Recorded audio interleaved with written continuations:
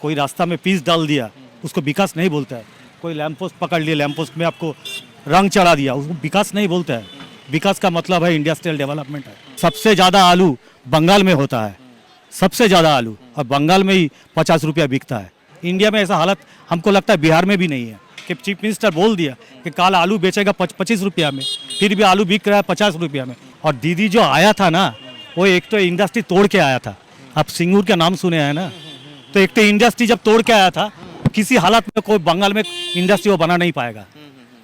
क्या है कि इंडस्ट्री जो तोड़ देता है ना, तो हर इंडिया में उसका मैसेज जाता है कि बंगाल में अगर इंडस्ट्री बनने जाओगे तो वो इंडस्ट्री नहीं बनेगा। दीदी हवाई चोटी पहनता है, मगर भाई लोग पैसा वाला बन गया, यही बात है।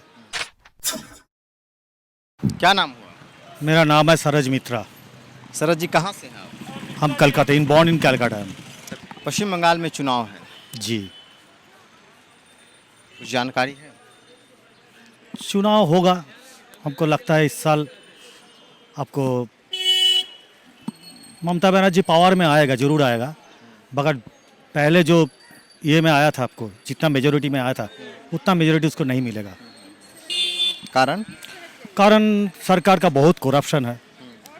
ये 9 साल में बहुत करप्शन है उसका, जैसा हम नाम सुने हैं, सरदा है, नरदा है और बहुत कुछ है, नेता लोग है, बाली चोरी है, आपको बहुत सारी, आपको क्या बोले, आपको आलपिन टू एलिफेंट, ये लोग करप्शन किया है। कौन करप्शन किया? पूरा नेता लोग, तृणमूल का जितना नेता लोग है, ममता बनर्जी के परिवार भी इसमें शामिल है। वो भी पैसा किया, बहुत पैसा किया, उसका परिवार भी बहुत पैसा किया है। परिवार के सदस्य का नाम बताइए कौन? उसका सदस्य बहुत है, उसका 5 भाई जो है, सब बोलता है दीदी हवाई चोटी पहनता है, मगर भाई लोग पैसा वाला बन गया, यही बात है। हर बंगाल में हर कोने में ही आदमी जानता है, ऐसा कोई हम बोल रहे हैं ऐसा कोई बात नहीं है। हर कोने में आदमी जानता है कि ये जो सरकार है करप्शन में भरा हुआ है। मतलब करप्शन में भरा हुआ है दीदी के सारे लोग। जी आप टैक्सी ड्राइवर हैं, जी। कितना दिन भर में कमा लेते हैं? पहले कमा लेते थे हम 600-700, अभी वो अब आ गया आपको 300-200। उससे घर परिवार चल जाता नहीं है? चलता है, नहीं चलता है। क्या करेगा, उपाय क्या है? अभी जो उम्र हो गया, हमको तो कोई कम दाम नहीं मिलेगा, जो मिल रहा है ही चल रहा है, और क्या करेगा, उपाय नहीं है। कलकत्ता में बेरोजगारी बहुत है। दीदी ने कलकत्ता के विकास के लिए क्या किया? देखिए, विकास का जो मतलब है ना, ये जो हम समझता है कि विकास मतलब हो गया आपको जितना बेरोजगारी है उसको नौकरी मिले, ठीक है, उसको नौकरी मिलेगा तो पैसा आएगा, उसका पैसा आएगा तो हम लोगों का भी गाड़ी बढ़िया चलेगा, ठीक है। अगर हम लोगों का जो इकोनॉमी है, ठीक है, वो डेवलप नहीं होगा तो विकास कैसे होगा? कोई रास्ता में पीस डाल दिया, उसको विकास नहीं बोलता है। कोई लैंप पोस्ट पकड़ लिया, लैंप पोस्ट में आपको रंग चढ़ा दिया, उसको विकास नहीं बोलता है। विकास का मतलब है इंडस्ट्रियल डेवलपमेंट है। विकास का मतलब है आपका फार्मर का डेवलपमेंट है, ठीक है। यहाँ जो आलू है, ये 15 दिन पहले आलू का दाम था 50 रुपया किलो, ठीक है। सबसे ज़्यादा आलू बंगाल में होता है, सबसे ज़्यादा आलू, और बंगाल में ही 50 रुपया बिकता है, तो आदमी खाएगा क्या? आखिर ऐसा क्यों? ऐसा क्यों? देखिए, एक कारण तो बहुत है। एक कारण जो हम देखे है, पकड़ लीजिए, यहाँ जो आरामबाग बोल के एक तो एरिया है, उसमें सबसे ज़्यादा आलू बनता है, ठीक है। उत्पादन होता है? उत्पादन है, बनता है, उत्पादन होता है, ठीक है। वो आलू का ट्रक अगर पकड़ लीजिए, यहाँ आएगा, कालीघाट में आएगा, तो पकड़ लीजिए कम से कम 30 तो जगह को पुलिस में पैसा देना पड़ेगा, नंबर 1। नंबर 2, आपको जो हिमगर है, ठीक है, कोल्ड स्टोरेज जो है, वो कोल्ड स्टोरेज जो है, वो लोग आलू ले लेता है, आलू रख देता है, ठीक है। इकोनॉमिक क्राइसिस करता है वो, ठीक है। उसके बाद जब क्राइसिस करता है, क्राइसिस ये कर देता है, बेच देता है बाद में, तो गवर्नमेंट कुछ नहीं बोलता है। गवर्नमेंट अगर लूज रहेगा तो कोई उपाय नहीं है, ठीक है। ममता बनर्जी एक बार बोला है आलू 25 रुपया करके बिकना पड़ेगा, नहीं हुआ। क्या आलू को जो मालिक लोग, जो हिमगर का मालिक लोग है, वो खुद ही तृणमूल वाला है, ठीक है। वो जो बोलेगा वही होगा, इसमें चीफ मिनिस्टर का कोई बोल ही नहीं है। अगर चीफ मिनिस्टर, अगर प्रशासन का कोई बोल ही नहीं रहेगा, कुछ नहीं रहेगा, तो ऐसा ही रहेगा, और क्या कहिए। इंडिया में ऐसा हालत हमको लगता है बिहार में भी नहीं है कि चीफ मिनिस्टर बोल दिया कि कल आलू बेचेगा 25 रुपया में, फिर भी आलू बिक रहा है 50 रुपया में, तो क्या होगा? यही बात है, और कुछ नहीं। तो मतलब मुख्यमंत्री को दोषी मानते हैं? देखिए, दोष का बात नहीं है। बात की है जो एडमिनिस्ट्रेशन के सबसे ऊपर में है, ठीक है, वो अगर कुछ बोला तो मानना पड़ता है सबको, मगर उसका बात ही कोई नहीं सुनना, उसका बात कोई नहीं सुनता है। बात ये हो गया, हम किसी को दोषी नहीं बोलते हैं, ठीक है, उसका कोई से नहीं है, कोई सुनता नहीं है। आलू का मालिक भी सुनता नहीं है, मछली का मालिक भी नहीं सुनता है, तो ऐसा ही होगा। इसलिए नहीं सुनता कि तृणमूल कांग्रेस के सभी लोग हैं।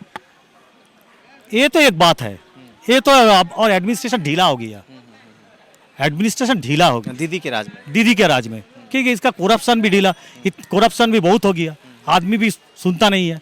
पकड़ लीजिए, हम एक तो बस में आता है, हम यहाँ से पकड़ लीजिए 10 किलोमीटर आगे रहता है, ठीक है, वहाँ बस में उसका सरकारी जो रेट है 10 रुपीज़, मगर वो लोग जोर जबरदस्ती लेता है हमसे 12 रुपया।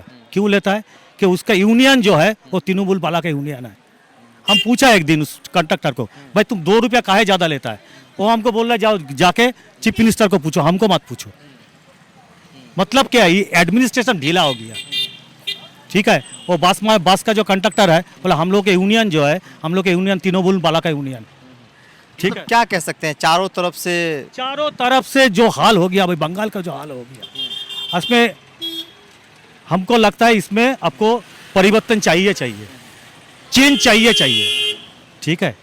और दीदी जो आया था ना, वो एक तो इंडस्ट्री तोड़ के आया था, आप सिंगूर का नाम सुने हैं ना, तो एक तो इंडस्ट्री जब तोड़ के आया था, किसी हालत में कोई बंगाल में इंडस्ट्री वो बना नहीं पाएगा। काहे कि इंडस्ट्री जो तोड़ देता है ना, तो हर इंडिया में उसका मैसेज जाता है कि बंगाल में अगर इंडस्ट्री बनने जाओगे तो वो इंडस्ट्री नहीं बनेगा, ठीक है। जो इंडस्ट्रियलिस्ट बड़ा है वो लोग बंगाल में इंडस्ट्री बनाने नहीं आएगा, इसलिए नहीं आएगा कि उसका जो चीफ मिनिस्टर है, वो जो विरोधी पक्ष का नेत्री जब था, वो इंडस्ट्री तोड़ के चीफ मिनिस्टर बना है। क्यों जाएगा बंगाल में बनाने के लिए? सिंगूर में वही ना जो नैनो का जो प्लांट लगने जी प्लांट लगने वाला था, वो तो नहीं हुआ, तो चला गया, गुजरात में चल गया। अगर यहाँ लगता तो यहाँ लगता, देखिए एक तो इंडस्ट्री बनता तो हर इंडिया में मैसेज जाता उसका। देखिए उसमें इंडस्ट्री बनता तो हम ज़्यादा से ज़्यादा 25,000 30,000 लोग का नौकरी मिलता, सब मिला के।